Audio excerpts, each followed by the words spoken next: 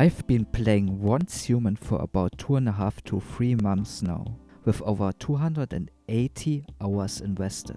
I started with the Manibus season, which is the first ever season of the game. Please note that the footage you will see here is mostly B-roll, as I don't want to spoil too much. I find it fun to discover things on my own, and I want to give you the same experience. Once Human is a free-to-play, post-apocalyptic, third-person, open-world multiplayer survival game, developed and published by Starry Studio, a NetEase subsidiary. It launched on July 9th, 2024, and my girl introduced me to the game. And while I initially didn't think it would be my type, I am not a huge fan of survival games in general. I ended up enjoying it and even warmed up to the survival genre as a whole. The survival mechanics here feel more balanced and less oppressive than others. For example, your hunger and thirst meters only give debuffs like reduced stamina or damage, and you can quickly fix them by eating. However, the Way of Winter scenario introduces a new temperature-based mechanic. While the idea of monitoring body temperature is interesting, I find it a bit tedious. If you're not careful to equip the right gear, exposure to cold or heat can cause your character to die and drop items.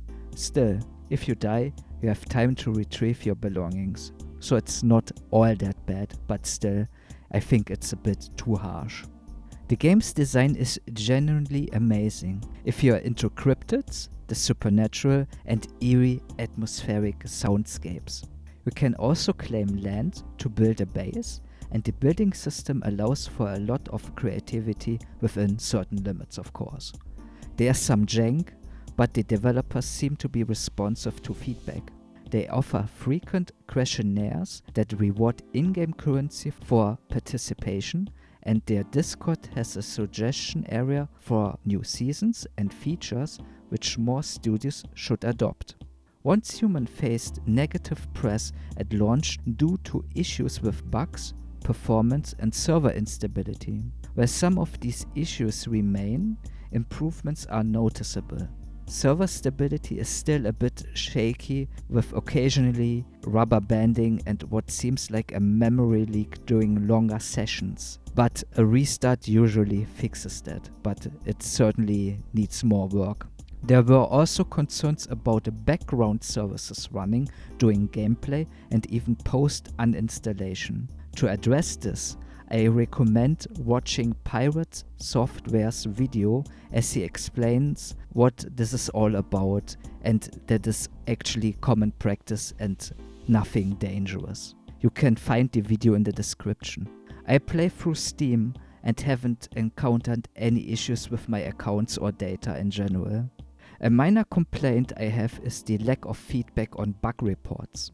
You'll get a receipt for your report, but you don't see any updates or resolutions. Some kind of update, even something as simple as fix underway, would go a long way. Overall, the gameplay is very engaging, though it can be grind heavy. We will farm resources, raid bases and capture deviations, buff giving creatures that can help in base facilities and combat. Events also spawn periodically, offering various rewards. Oddly enough, scavenging for trash is really fun, and it can yield formulas to personalize your base, blueprints, and even lore snippets. Seasons offer different experiences. Manibus, for example, had PvP and PvE servers with varying difficulties. While the Way of Winter is PvE only, of course it has also a PvP event. Server performance issues make the PvP feel really janky and unfair.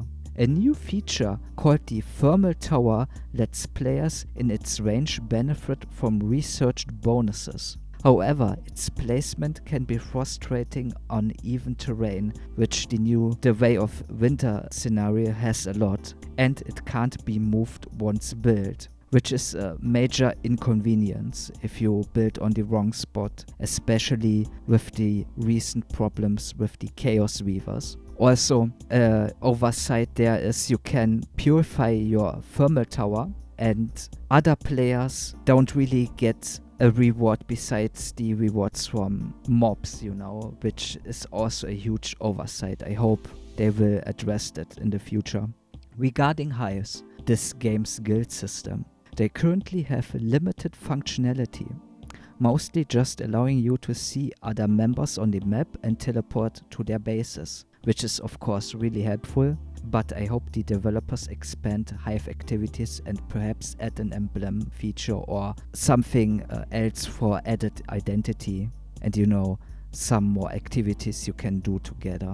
The storytelling is decent with some standout moments, though I found the ending of Manibus lacking a proper wrap-up. Story snippets are often hidden, which can feel disjointed if you find them. Given the game's free-to-play model, there's a cash shop with optional battle passes, cosmetics, a subscription, and some FOMO-driven loot boxes. I would prefer a system where you can directly purchase desired items rather than gambling, as the loot box prices are steep. Still, everything is cosmetic with no pay-to-win elements, in my opinion. One cool feature is the ability to build different vehicles. You can unlock options like motorcycles, sports cars, jeeps, and even trucks that can be customized. The bigger jeep and the truck can be outfitted with shops, defenses like turrets, making them useful for both PvE and PvP.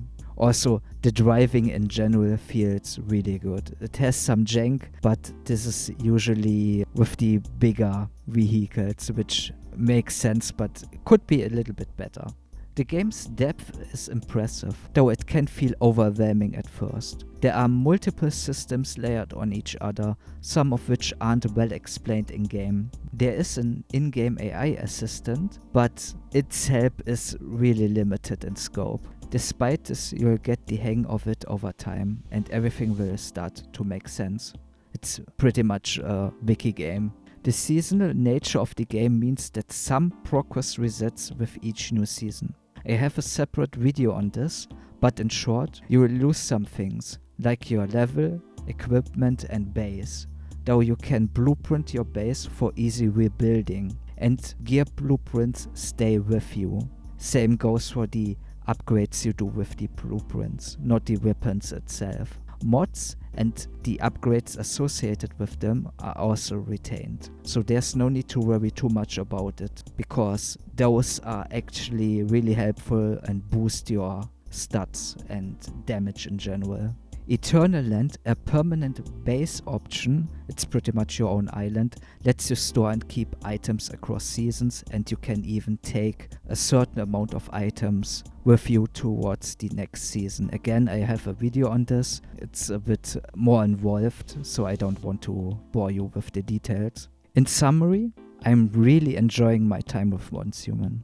I didn't want to go too much into detail, I didn't want to spoil too much, and I hope this video helps you decide if you want to give the game a try or not, if you were on the fence.